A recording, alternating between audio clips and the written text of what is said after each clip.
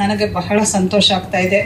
12ನೇ ತಾರೀಕು ಈ ಸಿನಿಮಾ ಪದ್ಮಗಂಧಿ ರಾಜ್ಯಾದ್ಯಂತ ತೆರೆ ಕಾಣಲಿದೆ. ಇದನ್ನು ನಾವು ಜೂನಲ್ಲಿ ಮೊದಲು ಕನ್ನಡದ ಟೆಕ್ನಿಕಲ್ ರನ್ ಮಾಡಿದಾಗ ಯಾವಾಗ ಬಿಡುಗಡೆ ಅಂತ ಸಹಜವಾಗಿ ಪತ್ರಕರ್ತರು ಕೇಳ್ತಾ ಇದ್ರು.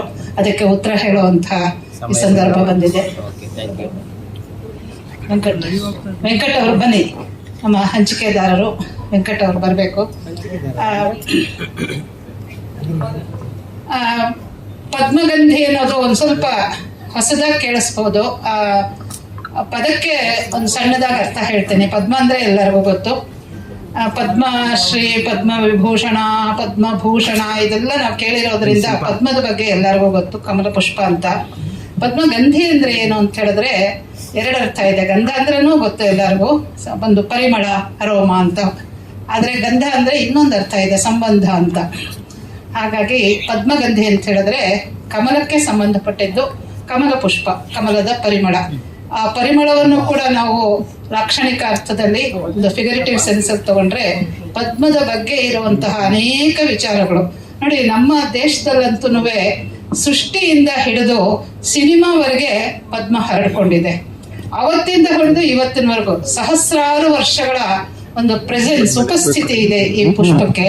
ಅದು ಎಲ್ಲೆಲ್ಲಿ ನೋಡಿ, ಪುರಾಣ ಆಗಲಿ, ತತ್ವಶಾಸ್ತ್ರ ಆಗಲಿ, ತರ್ಕಶಾಸ್ತ್ರ ಆಗಲಿ, ಆಯುರ್ವೇದ, ಸಂಗೀತ, ನೃತ್ಯ, ಚಿತ್ರಕಲೆ, ಮಂತ್ರಶಾಸ್ತ್ರ, ತಂತ್ರಶಾಸ್ತ್ರ, ಅಧ್ಯಾತ್ಮಶಾಸ್ತ್ರ ಎಲ್ಲಿ ಇಲ್ಲ ಹೇಳಿ. ಇವತ್ತು ಸಿನಿಮಾದಲ್ಲೂ ಇದೆ. ಅಂದ್ರೆ ಈ ಹೂವು ಇದೆಯಲ್ಲ, ಇದ್ರದ್ದು ತುಂಬಾ ವಿಶೇಷವಾದಂತಹ ಉಪಸ್ಥಿತಿ ನಮ್ಮ ದೇಶದಲ್ಲಿ. ಇದು ಉಪನಿಷತ್ತುಗಳಲ್ಲಿ ಹೇಳ್ತಾರೆ, ನಮ್ಮ ಹೃದಯವು ಕೂಡ ಅಧೋಮುಖವಾದಂತಹ ಕಮಲದ ಮೊಗ್ಗಿನ ಹಾಗಿದೆ ಅಂತ. ಇದೆಲ್ಲ ತುಂಬಾ ಆಶ್ಚರ್ಯಕರವಾಗಿ ಕಂಡು ನನಗೆ ಇದನ್ನೇ ಈ ಜಾಡನ್ನ ಹಿಡ್ಕೊಂಡು ಹೋದಾಗ ಎಲ್ಲಿ ಇಲ್ಲ ಈ ಕಮಲ ಪುಷ್ಪ ಅಂತ ಹುಡುಕ್ಬೇಕಾಯ್ತು. ಅಷ್ಟರ ಮಟ್ಟಿಗೆ ಇದೆ. ಅದರಲ್ಲಿ ಸ್ವಲ್ಪ ಮಟ್ಟಿಗೆ ನಾವು ಏನೇನು ಕಂಡುಕೊಂಡ್ವಿ ನಮ್ಮ ಅನ್ವೇಷಣಾ ಪಥದಲ್ಲಿ, ಅದರ ಒಂದು ಅರ್ಧ ಭಾಗವನ್ನ ಈ ಚಿತ್ರದಲ್ಲಿ ತೋರಿಸೋದಕ್ಕೆ ಪ್ರಯತ್ನ ಪಟ್ಟಿದ್ದೀವಿ. ಶಿಲ್ಪಶಾಸ್ತ್ರದಲ್ಲಂತೂ ತುಂಬಾ ವಿಶೇಷವಾದಂತಹ ಉಪಸ್ಥಿತಿ ಇದೆ ಕಮಲ ಪುಷ್ಪದ್ದು.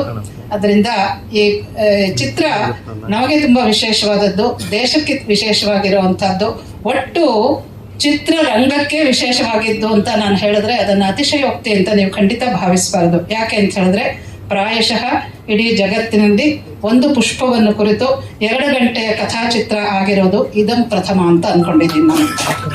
ನೀವು ಅದಕ್ಕೆ ಬೇರೆ ಇನ್ನೇನಾದ್ರೂ ಇದ್ರೆ ಸೇರುವಂತಹ ವಿಚಾರ ಹೇಳಬಹುದು. ನಾನಂತೂ ಹಾಗೆ ಅನ್ಕೊಂಡಿದ್ದೀನಿ. ಇನ್ನೊಂದು ಕಮಲ ನಮ್ಮ ದೇಶದ ರಾಷ್ಟ್ರ ಪುಷ್ಪ, ಅದೊಂದು. ಇದನ್ನ ನಮ್ಮ ಸ್ವಾಮಿಗಳು